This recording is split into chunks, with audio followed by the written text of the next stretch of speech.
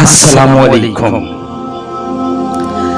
زندگی میں جب بھی تم تنہائی محسوس کرو تو یاد رکھو اللہ نے سب کو دور کر دیا تاکہ پیچھے وہ اور تم رہ جاؤ۔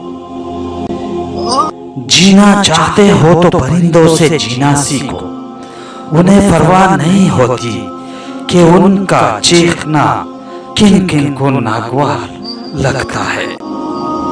ان لوگوں کا رزق، دولت اور عزت ہمیشہ کم رہتی ہے جو دوپہر کے وقت نماز ظہر ادا نہیں کرتے۔ صبر ایک سواری ہے جو اپنی سواری کو کبھی گرنے نہیں دیتی، نہ کسی کے قدموں میں نہ کسی کے نظروں میں۔ اللہ کو خوش رکھنا ہے تو تین لوگوں کو خوش رکھو، غربا اور مساکین کو، دکھی اور بے سہارا کو۔ ناظرین، اگر ویڈیو اچھی لگی ہو تو برائے کرم چینل کو سبسکرائب کیجیے۔